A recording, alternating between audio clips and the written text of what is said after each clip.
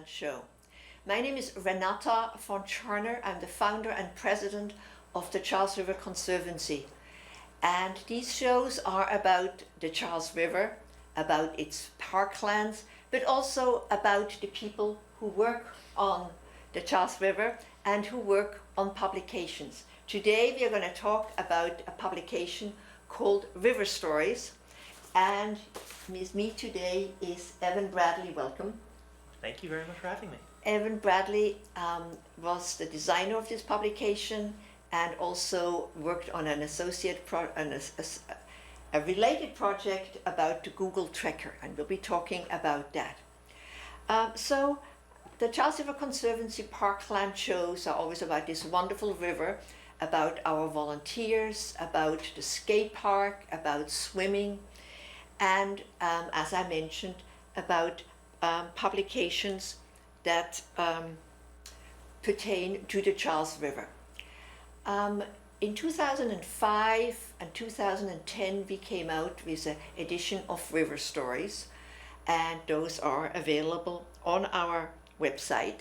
And for our 15th anniversary we produced River Stories Volume 3 with this wonderful art by Frank Costantino. And Evan had the challenge to design that book. So Evan, tell us a bit about your background. How did you come to design? What did you design before? And what were your challenges to design this publication? All right, well, I actually started at the Charles River Conservancy as a co-op student from Northeastern. And the project of River Stories Volume 3 actually presented me with an opportunity to complete my capstone.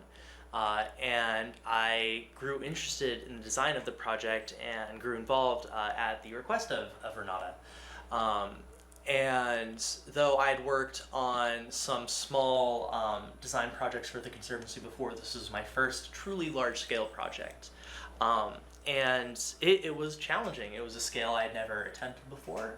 It was difficult and rewarding to create a consistent design language throughout the project. It's a publication. It's 36 pages. Yes, plus 4 cover pages. So it represented something quite significant. And so throughout the project, I attempted to create a consistent design language. And you can see that by the green bar of text that travels along the bottom of the pages that you can see on the screen. I guess on the left-hand side is a sample page of that. And we had in those green bars, we added quotes. You see on the right, you have the stories that are by Tom Ashbrook, Stephen Greenblatt, Megan Marshall, David Ferry, David Gessner, Michael Dukakis, Bill Ron, Nancy Seasholes, Florence Ladd, Liza Ketchum, Peter Howe, and Ferdy Hellweger. And these were the story writers and then the artists, and we will see their art later. And then in this green bottom, we had quotes by the presidents of Harvard and MIT, by Carl Hagelin from the DCR, by Steve Van Doren, Jack Wofford, Paul Grogan from the Boston Foundation, Tony Pangara from the Esplanade Association.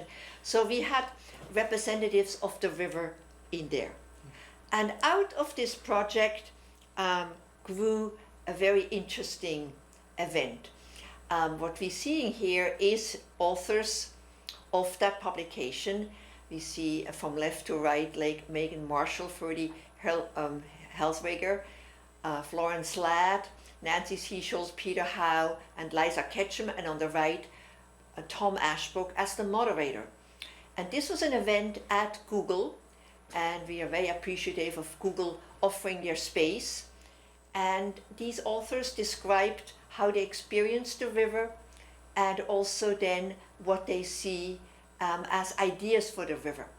And I'm just going to intrigue you by that because I invite you to watch the film about that, and later on you will see how you can access that film. It is on YouTube, and I think it has also been aired by CCTV. It was a magical evening. But let's return to those maps and to the illustrations that are in the publication. We selected this map because it has a wonderful picture of 1849, shows the water bodies of the North Canal, which I don't think exists anymore. It has the Miller's River. It's called Miller's Creek here. It has Broadway. It shows this very these various bodies of water, and a Cambridge that has many fewer streets than we see today. Then we have an interpretation of the Charles River and what the Conservancy does in a kind of Kandinsky-like fashion. And this page by Frank Costantino, who is a professional and nationally known watercolorist, of all the bridges of the urban Charles. And maybe you want to tell us, Evan, of how that appears in the book, and then also it has a kind of a dual use. It really does. Frank's piece is quite unique because we give it a full double page spread without any overlaying text. It's such a beautiful piece that we wanted it to stand by itself and be a bit of a wow factor for river stories. A page you can open to and blow someone away with. But we also use this piece on a separate poster that we created that are included with each copy of River Stories. So it's a piece you can take out, hang on your wall, and also get some great information on the bridges of the Charles River on the back of the poster. It was a little daunting to really make this work, give this work the polish and placement it deserves in this book. And we have some examples, some the details of the watercolors that show off these bridges, these wonderful bridges we have over this river. So in a way, these images all were drawn and the stories written to make people fall in love with the river, and that's really the purpose of the publication. And we have some very different kind of art. That was a particularly challenging one to integrate, you know. Should it be horizontal? Should it be vertical? And it is the Charles River and the Mystic River, but in a very in a collage way done by Caroline Neuberger, who did the cover of the 2010 River Stories, and wonderfully powerful. You know, you can really feel her love of that river and the cities that are in between. And you ended up doing it almost a full page. Yes, I believe we also ended up placing it vertically. It's such an abstract take on the river that it presented an opportunity for us to look at it in a different way. Yeah. Truly stunning. And then here, something more, I would think, you know, more descriptive.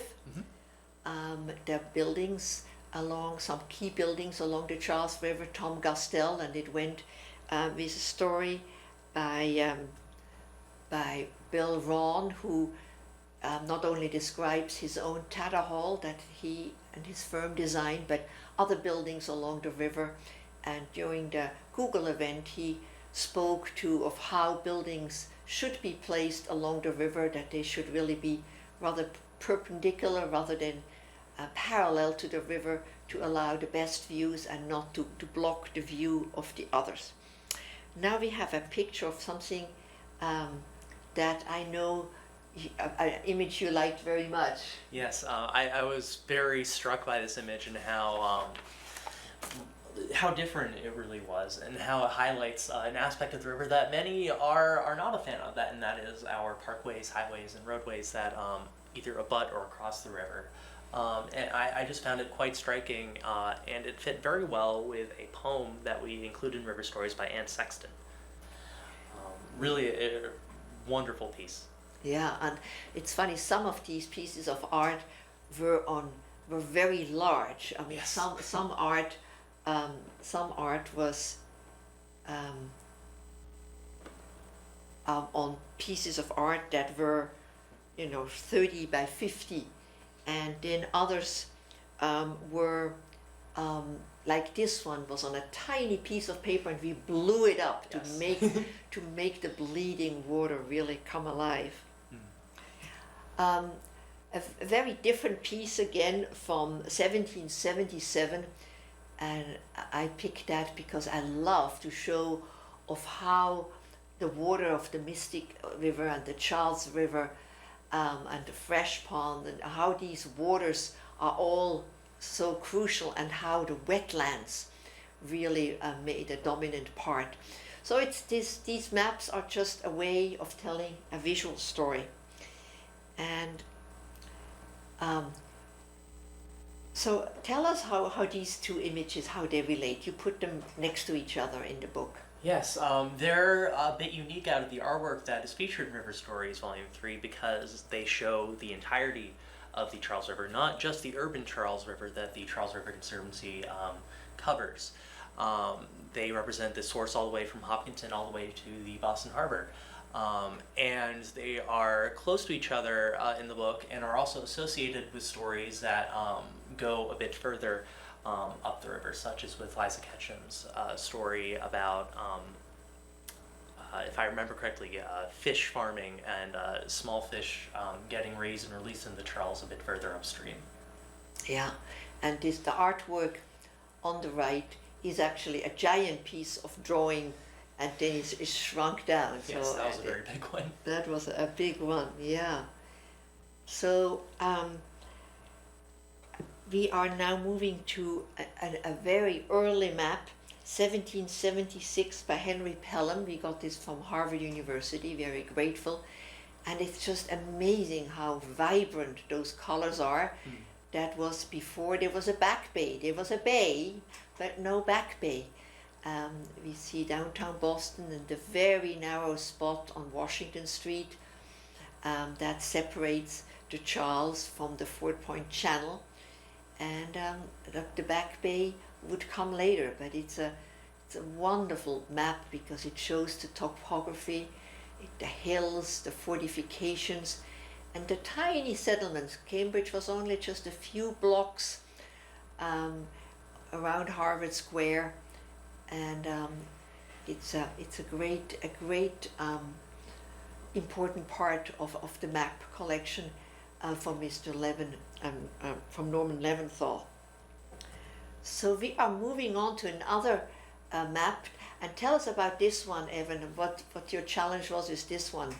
So this was actually another large map that we used as a two-page spread in River Stories. This required a lot of tweaking and editing, though, to make sure to ensure that we could fit the entirety of the text of the story, An Epic Paddle by Tom Ashbrook, along with the map, because they are such a good fit together. Ashbrook's story describes paddling down the Charles River in canoes or kayaks and going past all of these boathouses. And so we really wanted to place these pieces together. But it was difficult to use Photoshop and other design tools to make them fit together. Yeah, it's really goes very well with Tom Ashbrook's story, and he plays a very key role in River Stories and in also then the Google program. And I think that was one of the last one. Again, a tiny image which tells more the story of all the things the Conservancy does, the swimming on the right, both swimming in the river and swimming in a designated area, biking along the river, the skate park, the landscape volunteers, 2,000 of them a year, the Sunday Parkland games. So it kind of puts everything in one image. I think the artist had a lot of fun doing it. So if you want to view that the publication, you can go to the website, the Charles, and in order to see River Stories Live, the event at Google's, you can go to YouTube and you find it either under Google or under River Stories. There are many ways of finding it. So that is where we are. And now we're coming to a very exciting part where Evan got involved in the tracker program. Tell me what we're looking at here. Indeed. This is a picture of me sitting on the Charles River cleanup boat in the middle of October. That item on my back that looks very, very heavy with a large soccer ball looking shape above me is actually a large panoramic camera that Google uses to film panoramic views of the surrounding landscape. This camera, the tracker camera, is often used in places that cars and other vehicles cannot access. And so people are assigned or volunteer to wear it and bring it to those otherwise inaccessible areas and create views of them for use on the internet. Now, explain to us, it was a very interesting process. You were our liaison with Google, and you had to do a training program I did, yes. to be the tracker on the Charles. Yes, so not as liaison with Google and as the person who carried the Trekker camera, I underwent a small training program, and I carried this 50-pound camera on my back for 2 days up and down the river, both on land, on the pathways around the Charles, and on a boat on the Charles itself. Yeah. So tell us about the boat. You were working with the Charles River cleanup boat. So working from the Charles River cleanup boat with their captain, Tom McNichol, allowed us to capture that unique river view from the Charles that not many people might have access to. I sat on the bow of the boat, as you can see in this image, and reported the river from a unique on the water perspective.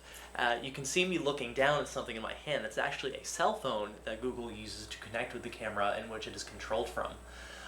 So it's a technologically heavy process, but they made it actually quite easy. Now, and tell us how many images does it take? How often does it take the images? So the camera up top actually features 16 separate cameras that take images at the same time, about once or twice per second. And so each time it takes an image, it's basically 360 degrees in any direction that the camera is pointing. So it creates that big panoramic image that you can later look through on the internet. So ultimately, throughout the whole project, we took thousands and thousands of panoramas that Google has since put on the internet and that you can search through right now. Yeah, and so you did the water view with Tom McNichol of the cleanup boat, and I think Sasha's in the boat there, our volunteer coordinator. Yes. And so what did you do on land? On land, I actually rode on the back of one of DCR's maintenance carts, which was a small, essentially golf cart-like vehicle with a small truck bed. You can see me sitting on a trunk there. That's actually the trunk that the camera came in. I did the same thing on the DCR cart. In my opinion, it was quite easier to sit on the boat. On the cart, I had to be careful of trees every now and again that presented some interesting moments from time to time. Yeah. And what this tracker project now allows us to do, this is obviously taken from land, that at any moment from your phone or from your computer, you can now travel the urban Charles and view that, and tell us what distance did you cover?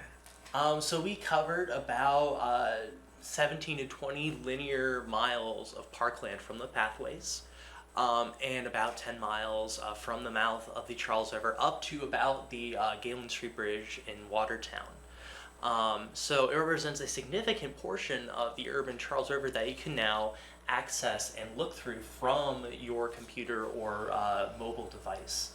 And in some ways it ties very closely to our mission to make the parklands more active, attractive, and accessible. There's nothing quite as accessible as the internet. Yeah, so it is, it could be compared to what we all know when we look for on Google Maps about Street View. Yes. So it's the equivalent, it's the river view or the parkland view. Exactly. And even from time to time, if you're going over, say, a bridge in Street View, you could access this parkland view or river view directly from those specific regions. It's part of the same sort of program. Yeah. It's remarkable. And did you, I think when you did the filming, people were practicing for the head of the Charles, so there are probably Yes. quite a few boats there. Yes, you'll see a fair amount of canoes. You'll see the beginning of the tents getting set up along Riverbend Park near Harvard Square. Yeah. And near the boathouses upriver. Yeah, I know when the Google car does the street views, if they capture a person, then they blur it out. I don't know Yes. if there was any need to blur out things here. There's quite a need in places. I got some very confused looks as I traveled up and down the river. That's for sure.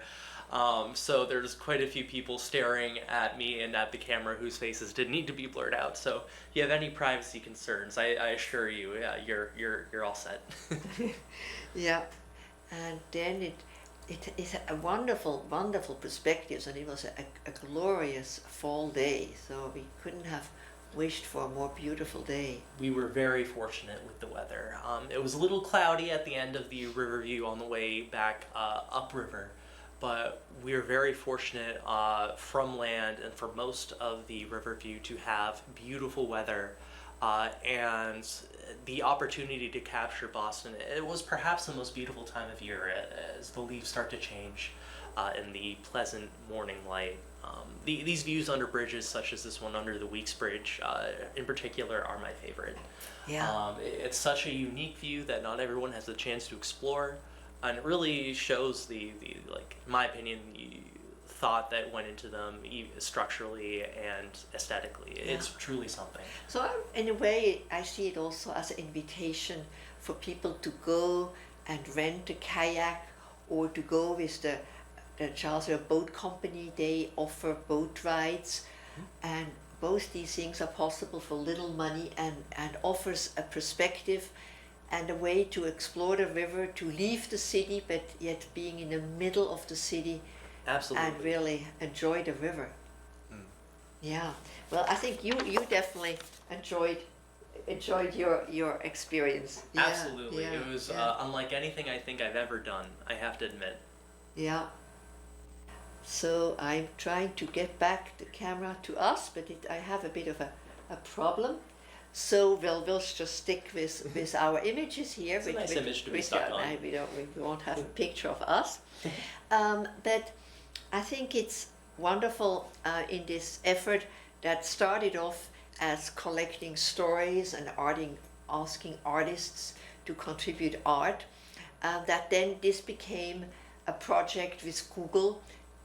They offered us to do this tracker program, and out of that then came the program at the Google Cambridge headquarters to have this event with authors and to tell the stories, but also to tell about what's possible along the river. So out of one art form came another form of art and technology, and you were very much part of all of that. So that is great. And we have here the information. That is you here on the boat again in front of the Zaken Bridge. Yes, and the with your railroad bridge concoction. from North Station. I remember you came home from that, and I think your back was very sore. How heavy was this trip? That camera is 48 to 50 pounds. I feel it was much harder on the cart again than it was on the boat because the cart was bouncing around. I had to compensate for that. Yeah. Yes, my back was hurting at the end of the day, but having seen the imagery that's come from it, Yeah. it was absolutely worth it. Yeah. So, so here we are. It's wonderful to have you on the program, Evan.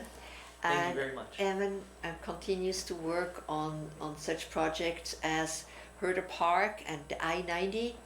And because you have these graphic skills, whenever we have something graphic you're working on, but working on river stories has been a wonderful experience together. So get your copy of River Stories. We're probably not going to do one this year. Maybe it takes a little while till we do another one. And go and explore the Google Tracker. And I also want to thank the people who helped us print that. We got help from InterSystems. We got help from the Tscharner Apparel Company.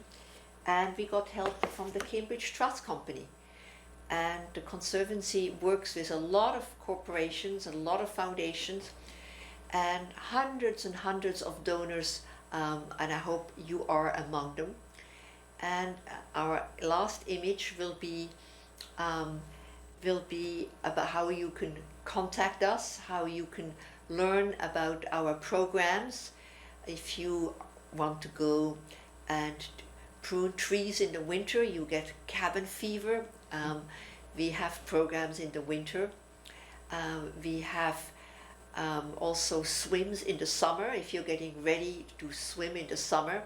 So there are many ways to get involved, and if you haven't been to the skate park, which opened in November 2015, I hope you're going to explore that.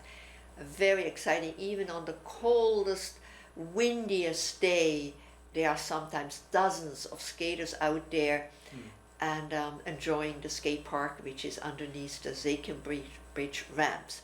So I want to thank you, Evan, for all the wonderful work on River Stories and on Trekker, and I will now move forward to ending that program with the information where we are. We are now in the old Bullfinch Courthouse, and this is where you can find us on the internet and by phone. And if you want to view old shows, you can go to our website and find other programs on CCTV. It's always a pleasure to be part of the CCTV community and to link our viewers with the river that we are so fortunate to have in our city. Thank you again, Evan. Thank you very much, Renata.